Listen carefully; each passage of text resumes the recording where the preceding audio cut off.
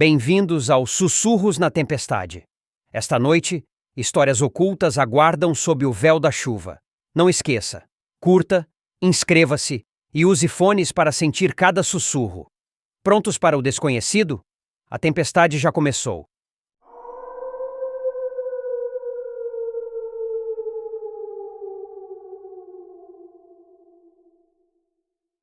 Você já se perguntou como seria brincar de ser Deus? Algumas perguntas devem permanecer sem resposta. Selecionamos 7 indivíduos para o estudo. Meu colega achou importante ter uma mistura radical de gênero e orientação sexual. Câmeras discretas foram instaladas nas casas e locais de trabalho dos participantes. Instruímos os sujeitos a prosseguirem com suas atividades diárias, normalmente, como se nada tivesse mudado. Então contamos uma mentirinha para eles. Dissemos que uma equipe de cientistas estaria trabalhando para alterar suas vidas. Supostamente, esse grupo analisava as gravações e aplicava mudanças sutis nas rotinas dos sujeitos em tempo real. Cada modificação seria projetada para melhorar a produtividade pessoal e a satisfação geral. Dissemos aos sujeitos que eles não deveriam notar nenhuma diferença, de maneira alguma. Poderia ser algo tão simples quanto um transeunte dizendo oi. Também proibimos todo contato conosco durante esse período. A realidade era que não fizemos nada, apenas observamos. No interesse de evitar a ira de processos legais recentes, evitarei usar sobrenomes. Trabalhei com um sociólogo respeitado, chamado Thomas, ou Tommy, para abreviar. O prestígio de Tom na indústria garantiu nosso financiamento. Eu me considerava o estagiário. Meu trabalho envolvia pedir pizza, trazer café e atender telefones. Às vezes, Thomas me deixava assistir às câmeras enquanto ele dormia ou saía do prédio. Nada mal para um jovem de 23 anos com um diploma em sociologia. Isso mudou logo após o início. Meu ódio pelo trabalho começou quando nosso primeiro sujeito, Michael, começou a se comportar erraticamente. A biografia o listava como sujeito 01, um homem branco hétero de 28 anos. Ele tinha 1,91 m de altura, pesava 86 quilos, tinha cabelo castanho escuro, com uma mancha no canto superior direito da sobrancelha. Mike não tinha namorada na época. Felizmente, Tom considerou esse fator. Não demorou muito para as coisas saírem do controle. No segundo dia de registro, eu peguei Mike falando sozinho no meio da noite. Eu não quero fazer isso. Eu não quero fazer isso. Tem certeza? Eu não quero fazer isso. O barulho quase me fez cair da cadeira. O resto do dia tinha sido silencioso.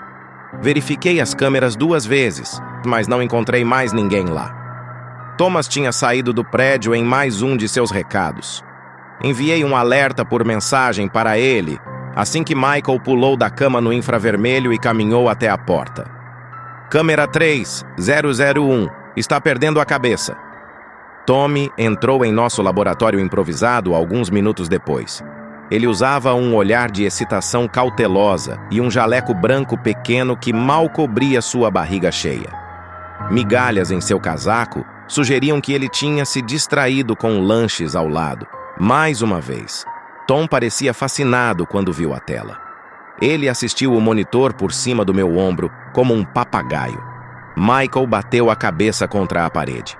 Meu colega parecia eufórico quando exclamou: "Está acontecendo. Grave isso, garoto." Eu não sabia o que isso significava, mas obedeci. Após cerca de 20 pancadas na cabeça, Michael parou de se mover. Esperamos e assistimos por 10 minutos. Verificamos seus sinais vitais. De alguma forma, Michael não se machucou. Ele apenas adormeceu, de pé. É uma sensação estranha a assistir. Há um homem à beira de perder a razão. As cortinas em seu apartamento tremiam nervosamente ao vento. A cada poucas horas, Michael se levantava do sono e checava a janela nervosamente. Depois voltava para seu posto perto da porta do quarto. Ele repetiu essa tendência algumas vezes durante a noite. Ele não voltou para a cama durante toda a noite. No dia seguinte, Michael foi promovido. Não tivemos nada a ver com isso. Assistimos tudo de uma cabine escondida com câmera. O chefe de Michael parecia verdadeiramente grato. Ela considerou o desempenho de Michael no trabalho digno de reconhecimento. Além disso, a empresa teve um sucesso particular naquele trimestre. Isso significava um grande bônus. O sorriso de satisfação no rosto de Michael nos disse que ele considerava o experimento responsável. Nosso sujeito ficou muito bêbado naquela noite. Não capturamos o bar na nossa transmissão de vídeo. No entanto, eu peguei sua caminhada da vergonha para casa por volta das 2 da manhã, ajustei o áudio e encontrei o cara falando sozinho mais uma vez. Eu não quero fazer isso. Eu não quero fazer isso. Tem certeza? Eu não quero fazer isso. Michael entrou no apartamento e acendeu a luz. O quarto permaneceu silencioso e vazio. Ele repetiu sua frase favorita várias vezes. Ele se movimentou pela sala em um pânico aparente. Eu não quero fazer isso. Eu não quero fazer isso. Tem certeza? Eu não quero fazer isso. Isso me irritou. Para ser honesto, comecei a duvidar do meu colega.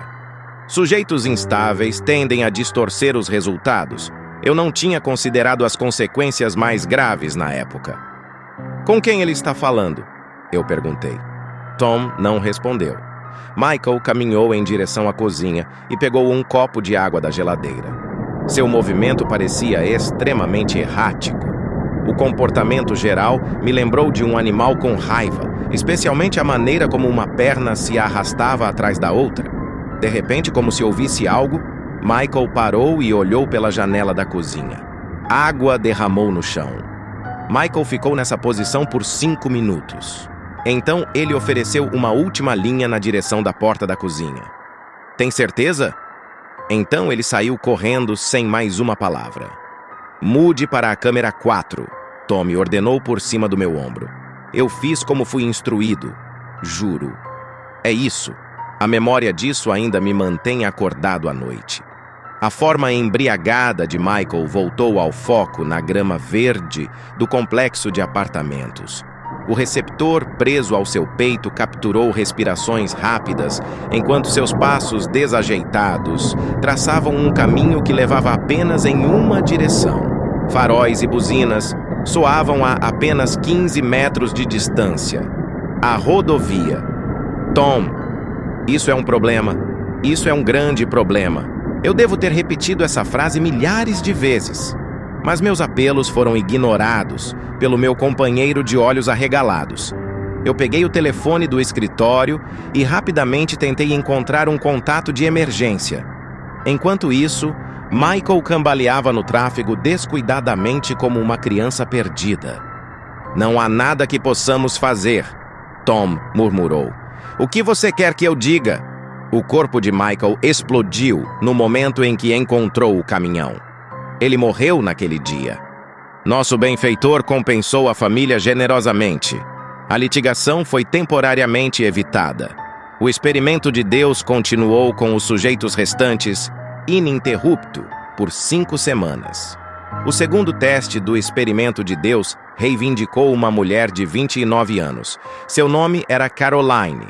De acordo com a bio, a sujeita tinha 1,60 m. Ela pesava 61 quilos. Caroline tinha cabelos loiros sujos que encontravam olhos castanhos levemente esverdeados, com astigmatismo afetando ambas as lentes. Os resultados da pesquisa indicaram uma surpreendente falta de parceiros românticos na cena. Independentemente disso, ela era uma mulher que buscava homens, exclusivamente. Esse fato cumpria a segunda condição de Tommy. Assim, entrou a sujeito 002. Caroline morava sozinha em um pequeno apartamento perto de casa. Ela preferia assim. A curta distância facilitava verificar sua mãe, Jacqueline, 2 vezes por dia. Jacqueline sofria de câncer de mama estágio 2, e os efeitos debilitantes da quimioterapia começaram a se manifestar por volta do início do nosso estudo. Mas ela nunca reclamou. Alguns tinham situações piores. Seu pai morreu da mesma doença anos atrás, e ninguém queria isso. Seu irmão estava trabalhando agora, e Caroline considerava isso uma coisa boa. Mas ninguém sabia por quanto tempo Sean poderia se manter empregado. Posições de salário mínimo tendem a ser sazonais. Ela disse aos amigos no telefone que o novo trabalho parecia lucrativo, mas assustador. E se algo acontecesse com ele? E se ele morresse? Se ela perdesse um dos dois, poderia enlouquecer. E assim, tarde da noite, Caroline orava. Eu gostava de ouvir no áudio enquanto Tommy roncava no corredor. Ela pedia a Deus as mesmas coisas que todos nós pedimos. Uma cura milagrosa para sua mãe, talvez, que começou a parecer mais magra a cada dia.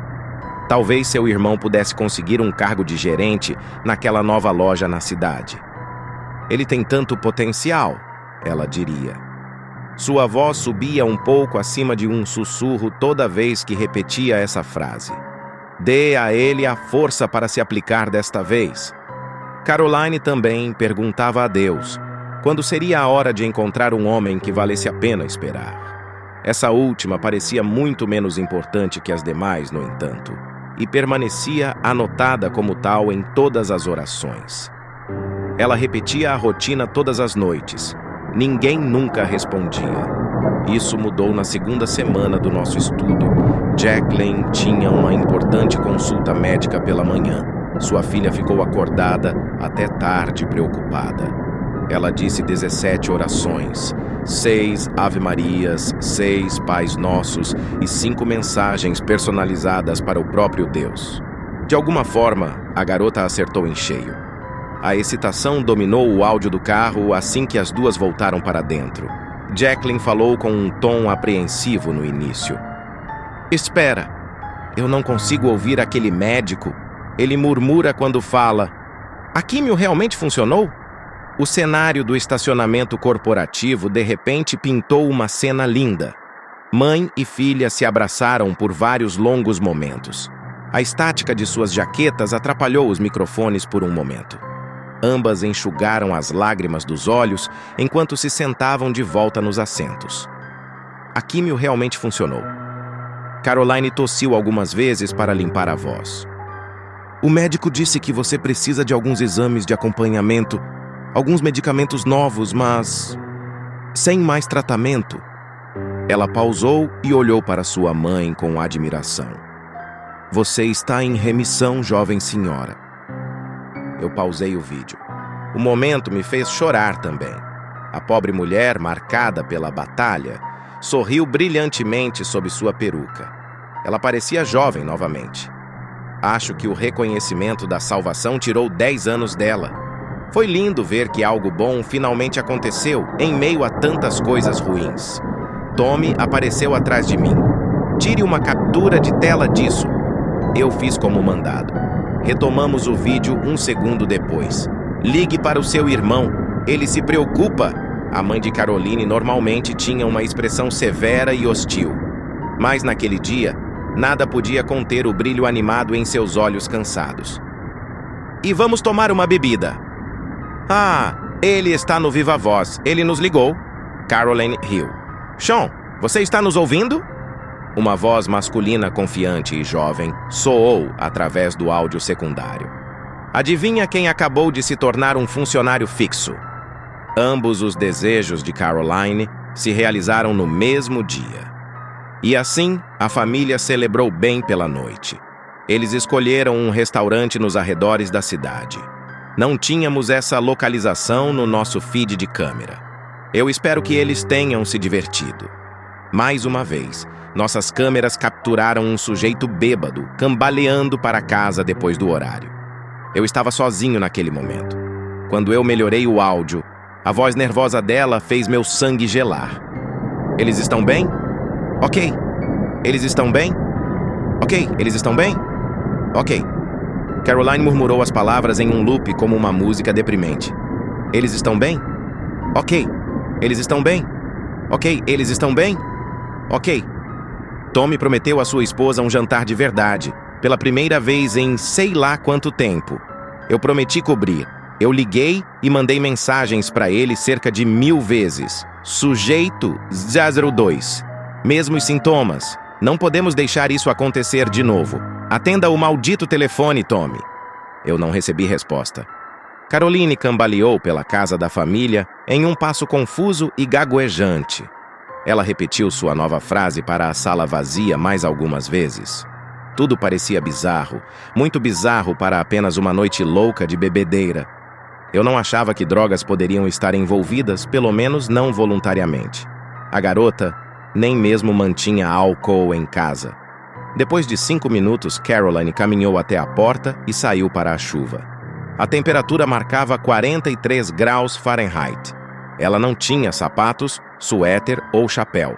Eu troquei rapidamente de câmeras para alcançá-la. Depois de alguns momentos, a segunda câmera encontrou nossa sujeita no quintal. Um campo de milho empoeirado ficava na esquina da propriedade rural, e Caroline caminhou em direção a ele lentamente. Ela não parecia preocupada ou com pressa. O microfone captou respirações frias, calmas e coletadas através da chuva. Na verdade, pela primeira vez em todo o experimento, ela parecia em paz. A pressão sanguínea e os sinais vitais diminuíram para níveis mais saudáveis. Seu pulso não indicava nenhum problema. Caroline chegou à borda do campo de milho em pouco tempo. Ela se virou e deu uma última olhada para a casa e sorriu. Parte de mim ainda sente que ela sorriu para a câmera. Sem aviso, um objeto contundente atingiu sua cabeça por trás. Eu fiquei atônito e impotente, enquanto uma forma borrada arrastava nossa sujeita para longe. O áudio capturou uma última linha antes do microfone cair no labirinto. Eles estão bem? Ok. Sujeito 002 ainda está desaparecida até hoje. Você já se perguntou como seria assistir 7 vidas desmoronando diante de uma câmera? Imagine-se em uma viagem de trem sobre uma montanha coberta de gelo. Você pode ouvir a avalanche, um ronco monótono de pedras se movendo e neve esvoaçante sobrecarrega o ar frio. Esse barulho só pode significar uma coisa, certo? Você tem certeza que a morte está chegando, mas ninguém no vagão grita. Ninguém está chorando. Em vez disso, está calmo e silencioso. Até o fim. O sujeito 003 era um homem transgênero chamado Courtney. De acordo com a nossa biografia, o participante tinha 1,68 m. Ele pesava 68 quilos. Na fotografia, pele escura impecável, encontrava cabelos pretos estilosos raspados curtos de um lado. Courtney estava em um relacionamento com uma mulher, mas o casal feliz ainda não havia ido morar junto. Eu considerei a colocação da câmera ideal dentro do apertado estúdio. Desde tenra idade, Courtney exibia sinais claros de que o nascimento não correspondia ao corpo certo. Crises de identidade precoces levaram a complexidades, incluindo depressão e ansiedade, que foram ignoradas ao longo dos anos da adolescência.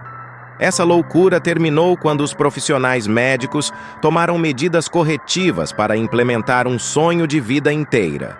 Ele trabalhava em um emprego bem remunerado na indústria da saúde e tinha uma conta de poupança de saúde. Além disso, ele pagou todo o procedimento por si mesmo. Mesmo assim, os pais de Courtney cortaram toda a comunicação. Esse fato o assombrava. Courtney nunca se considerou religioso.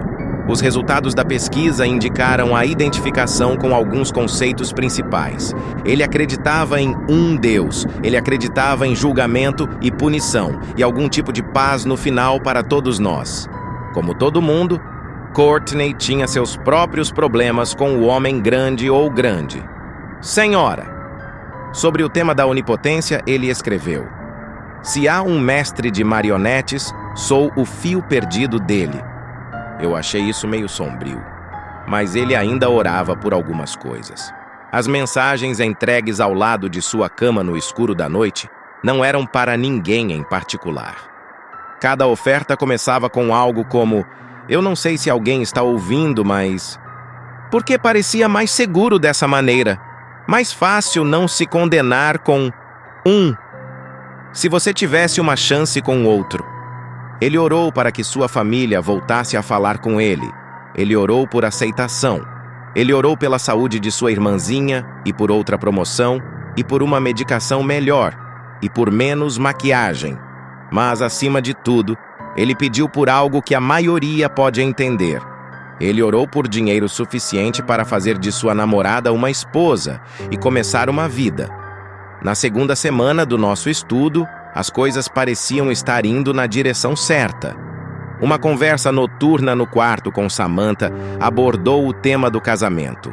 Sua irmãzinha, Sarah, mandava mensagens frequentemente e dizia que se sentia bem.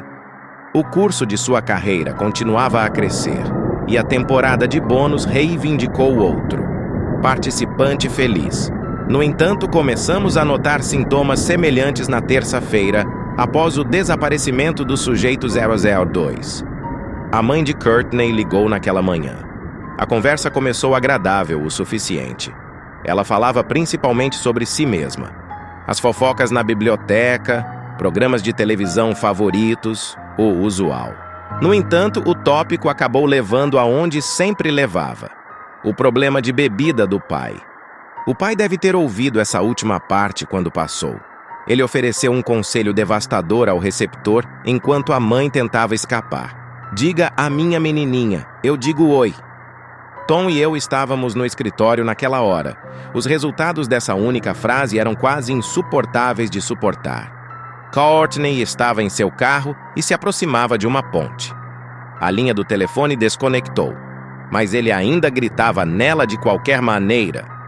Mãe! Pai! É isso? Vocês não têm mais nada para me dizer? Por que vocês me ligaram mesmo? Por que vocês fazem isso comigo? A linha apitou sem simpatia. Algo nos olhos do pobre homem parecia morto por dentro. Não era necessário um vídeo de 720p na câmera do painel para caracterizar adequadamente a aparência de derrota. E angústia total. Eu queria ajudá-lo, mas, como sempre, não havia tempo. Além disso, as regras do experimento Deus proibiam interação. Tommy parecia pronto para fazer uma exceção quando Courtney encostou e saiu do carro. Mudamos de câmeras. Nosso participante parou na estreita calçada e olhou para a distância por alguns minutos. Então ele caminhou para a frente. A névoa começou a cair naquela altitude. A chuva entrava e saía da área durante toda a noite. Silenciosamente, Courtney começou a sussurrar uma linha em loop. Assim como todos os outros. Eu sou o seu fio perdido. Eu sou apenas o seu fio perdido. Eu sou o seu fio perdido. Tommy parecia realmente preocupado naquele momento. Ele pegou seu celular e digitou freneticamente uma mensagem para um número que eu não reconheci. Então ele se esticou e pausou meu vídeo e apontou para um monitor oposto. A câmera 4 mostrava o interior do carro. O que diabos é isso? Ele perguntou.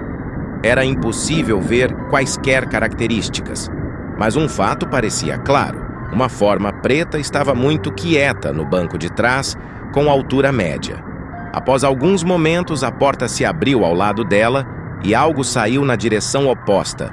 Ajustamos freneticamente as câmeras para obter uma visão, mas não havia mais ninguém à vista. Eu retomei o vídeo e verifiquei Courtney. Ele pendia descuidadamente de uma viga de aço de suporte enquanto eu repetia minha série favorita de palavrões. O chão frio e duro, a várias centenas de metros abaixo, não parecia preocupar ninguém, além de Tom e eu. Para onde vão todos os fios perdidos? Courtney perguntou ao nosso feed de áudio. Então, ele tirou a camisa. Ele desprendeu o microfone. Ele fez um último sachê em torno do poste. Então o sujeito 003 deu um mergulho dramático no abismo abaixo. Eu ainda me pergunto sobre sua pergunta. Eu não acho que ninguém realmente sabe. Michelle era uma mulher transgênero que nunca se acostumou com as câmeras em sua casa. Esse fato por si só a tornava muito mais esperta do que os outros. É uma sensação inconfundível e irritante de ser observado.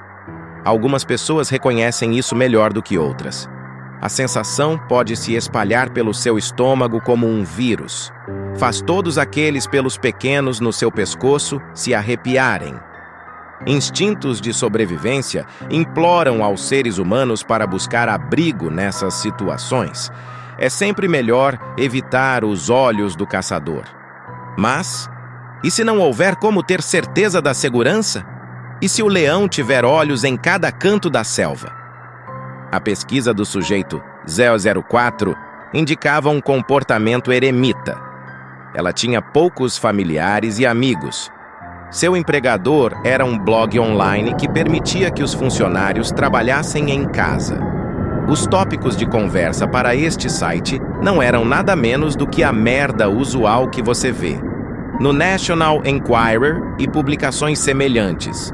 Manchetes populares incluíam: mulher se casa com alienígena, pé grande mantém lenhador como escravo amoroso, e mais do lixo usual que busca a atenção. Quanto mais absurdo, melhor. Michelle estava na empresa há quase 10 anos. Seus artigos sobre teorias da conspiração construíram uma reputação que se estendia por todo o país. No entanto, uma demissão na sede corporativa tirou seu emprego na segunda semana do nosso estudo.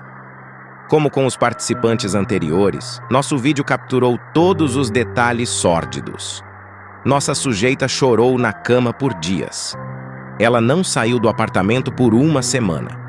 Consultas médicas foram canceladas, as compras foram entregues em casa e os poucos amigos restantes não ofereceram nada além de algumas mensagens de texto desanimadoras. Assim é a vida. Michelle perseguiu o mercado de trabalho incansavelmente. Pessoalmente, achei isso indicativo de uma vontade de levar a vida mais a sério. O currículo compilado online parecia impressionante aos meus olhos inexperientes. Ela ligou e implorou para várias outras empresas que afirmavam estar contratando. Ela preencheu 1 milhão de aplicações online, mas suponho que o mercado de trabalho seja difícil para alguém que já escreveu que seu proprietário é um lagarto. A maioria dos jornais insistia em experiência mais séria. Alguns sites de blogs riram abertamente durante entrevistas por telefone. A alternância de esperança e decepção repetida era difícil de assistir. Todos esses fatores juntos deixaram Michelle em casa, sozinha, o dia todo. Ela recorreu ao álcool em algum momento da terceira semana. Tommy culpou o comportamento estranho que se seguiu ao seu consumo excessivo de bebida. Eu permaneci não convencido. Os sinais de alerta que eu havia identificado pareciam estar se repetindo no sujeito 004. Quando Michelle emergiu, ela parecia desconfiada de tudo, desde o gato até sua própria sombra. Ela vasculhou o apartamento sem parar em busca de algo, e isso nos preocupava. Durante a instalação, Tom gravou uma de nossas câmeras na madeira do criado mudo dela. E claro, ela a encontrou, depois de revirar o quarto inteiro. Ela passou a falar abertamente conosco a partir daquele ponto. Essa revelação certamente afetou nossos resultados de teste. Mas, como sempre, nossa responsabilidade permanecia a mesma. Interferência e correção não se apresentavam como opções. Nós éramos apenas observadores. A câmera se tornou um adereço na autodestruição de Michelle. Ela carregava aquilo e uma garrafa de Jack Daniels para todo lugar. Ela falava com ambos como se estivesse fazendo uma transmissão ao vivo. A maioria das mensagens eram incoerentes e semelhantes ao absurdo que ela costumava divulgar para viver. Reportando ao vivo da cozinha, a água virou uma cor marrom misteriosa. De volta para você, Doc. Reportando do quarto. Algo está arranhando debaixo do meu chão. Vocês conseguem ouvir isso? Reportando da sala. Alguém está do lado de fora da minha porta. É um de vocês? Nada do que eu vi ou ouvi na tela confirmou suas teorias. No entanto, minha preocupação começou a ficar mais séria quando Michelle se recusou a dormir. 2 dias sem descanso se transformaram em 3, 4 e 5. Seu comportamento se tornou maníaco. Em várias ocasiões, eu a peguei olhando para as paredes por horas a fio. Logo, Michelle encontrou as câmeras restantes.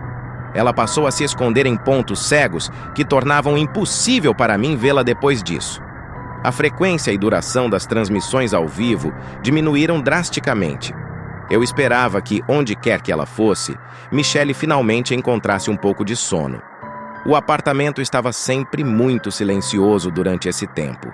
Não havia outras vozes dentro. Certa manhã, muitos dias depois, alguém bateu na porta do apartamento. Michelle não saía de casa há 2 semanas. Tom roncava tão alto no laboratório que quase não ouvi.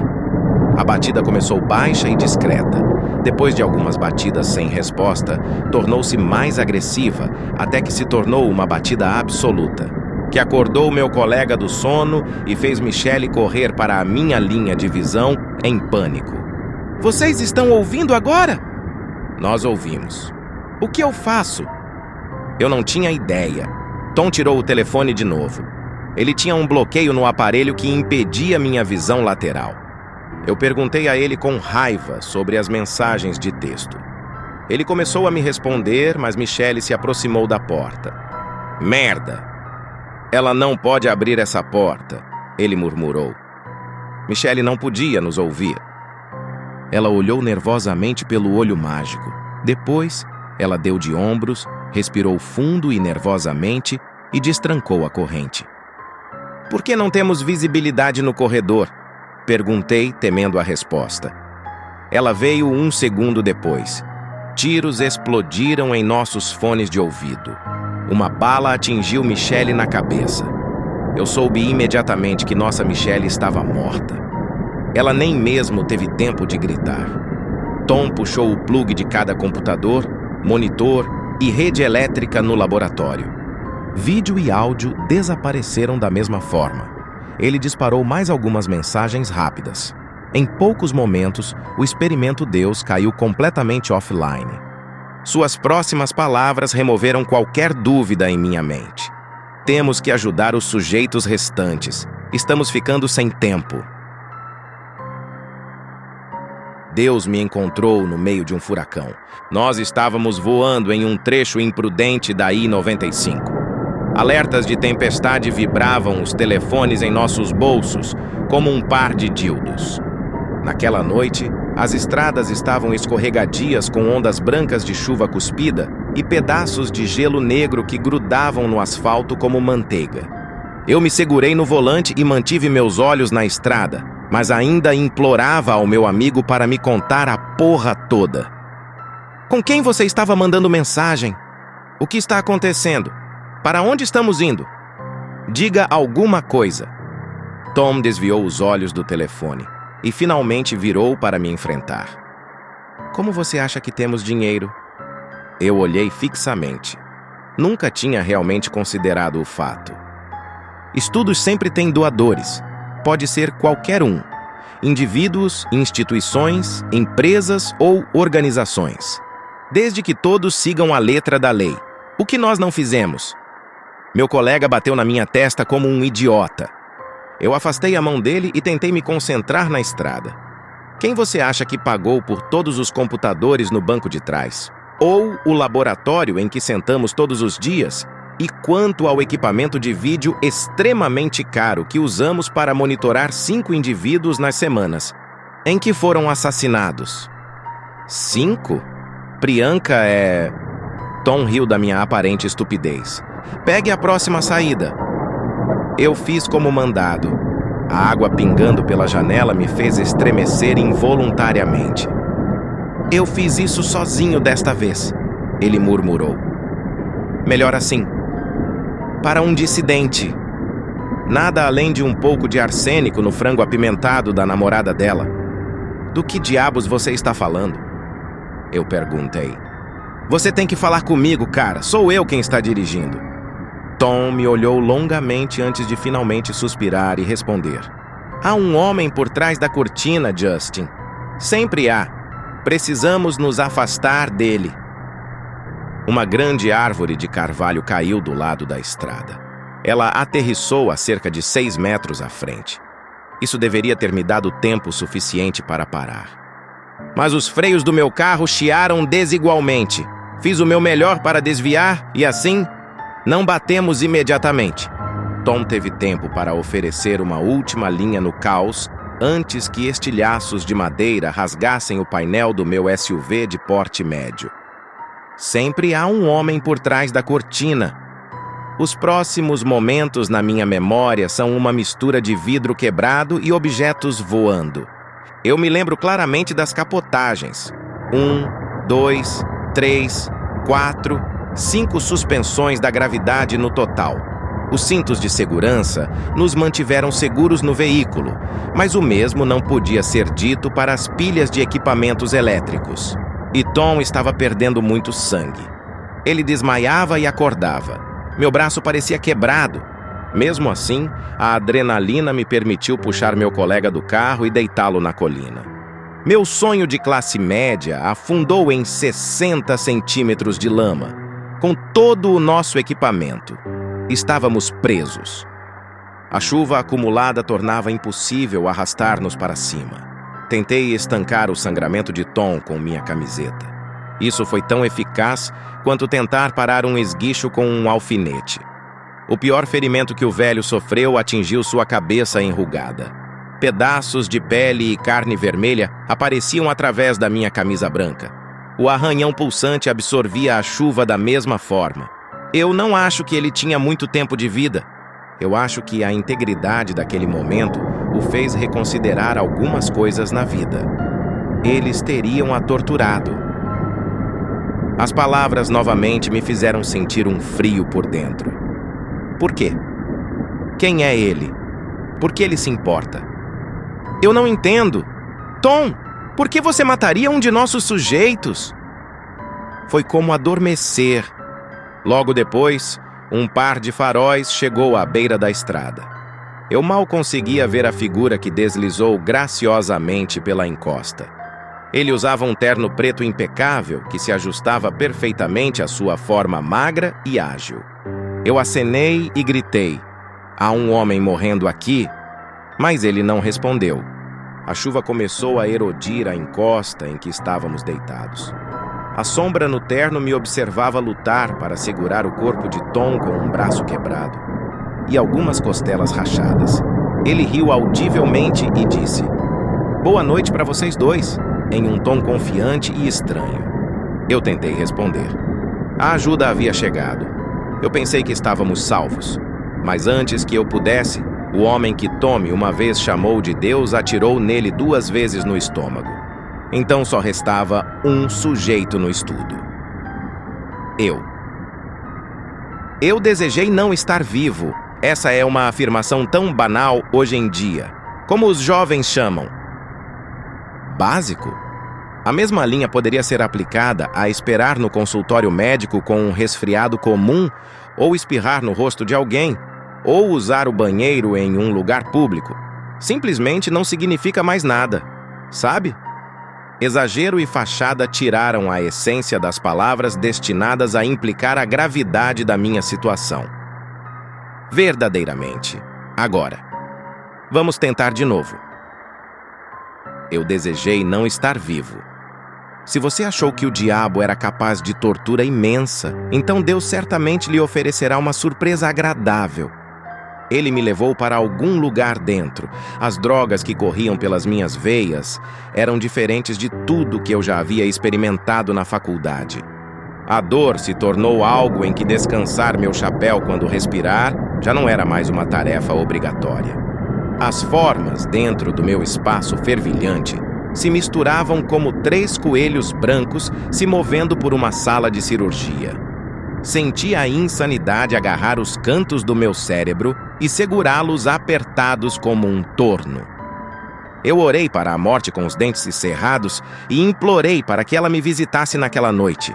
Mas ela não veio. Tom sabia sobre esse destino. Suas últimas palavras me disseram tudo o que eu precisava saber. Sempre há um homem por trás da cortina. Eu gostaria de falar sobre o experimento Deus. Apesar de todo o caos da dor e vibrações pulsantes em meu corpo, eu conseguia ouvir a voz, tão clara quanto possível. Ela ecoava e ressoava pelo quarto oco como se estivesse em eco.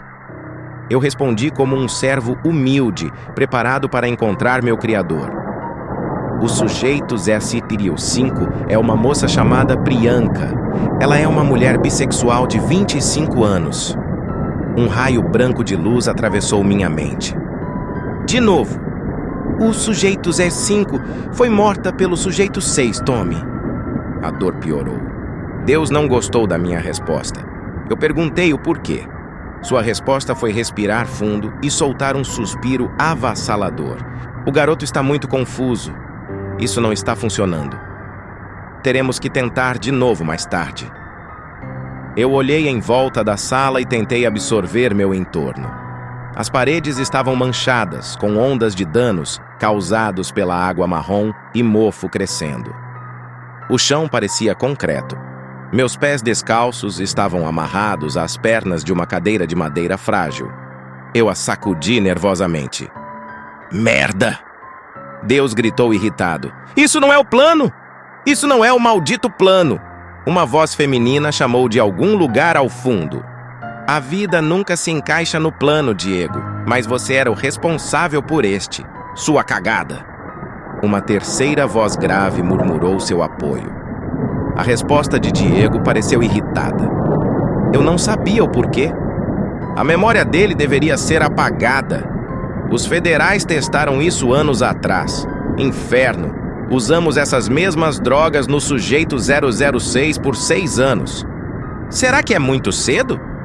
A voz feminina soou incrivelmente arrogante ao responder. Não é muito cedo. Só não funciona sempre do jeito que você quer. Suas vozes convergiram em uma cacofonia de sussurros difíceis de entender. Em algum lugar, sob todas as coisas horríveis girando dentro de mim, a clareza se aproximou. Você não é Deus. Eu ofereci as palavras para a sala em um transe. Ah, agora ele entendeu. A voz masculina riu novamente. Então ele me socou na boca. Você não sabia? O Estado é Deus? O homem G olhou para o hematoma em seus punhos enquanto eu cuspia um poço de sangue em sua direção. Tudo fez sentido naquele momento. Os sujeitos eram dissidentes. Eles estavam destinados a morrer porque nosso governo queria eles mortos. Nosso propósito no experimento Deus era apenas garantir que a morte viesse no momento certo. Temos que matá-lo. O procurador-geral... A mulher interrompeu seu parceiro. O AG não precisa saber de nada. Eles ambos pausaram. Você ouviu isso? Aproveitei o momento para jogar minha cadeira no chão. A luta que se seguiu não foi a meu favor. Quebrei as pernas e consegui me libertar. Mas logo em seguida, o terceiro corvo gigante envolveu seus braços em volta dos meus enquanto os outros dois me socavam. Quando Tom irrompeu pela porta destrancada do nosso quarto, eu ri abertamente de sua pura estupidez. O homem gordo estava coberto de sangue. Escorria de sua cabeça e jaleco como em um absurdo filme de terror de categoria C. No entanto, suas próximas ações foram nada menos que heróicas. Sem elas, eu não estaria vivo para contar esta história hoje. Graças a Deus, Tom trouxe uma arma grande e antiga com ele. 2 balas atingiram meus agressores imediatamente. O terceiro me soltou pouco antes de Tom atirar no joelho dele. Eu tropecei para fora da sala e escapei da cena do crime bem a tempo. Tom pegou mais uma bala naquela noite. Ele morreu ao lado dos mesmos homens que arruinaram sua vida. O governo selecionou 7 sujeitos de origens radicalmente diferentes. Seus nomes eram Mike, Caroline, Courtney, Michelle, Priyanka, Tommy e... eu. O motivo por trás de múltiplos gêneros e orientações parece bastante simples. Nossos manipuladores queriam provar um ponto durante esta execução do experimento Deus. Todos são vulneráveis a qualquer momento. Qualquer um pode ser cuidado fora do olhar do público. Os sujeitos que observamos foram alvos de execução pelo mesmo governo que coleta seus impostos. E assim, não há descrição mais adequada para nossos comandantes-chefes. O Estado é Deus.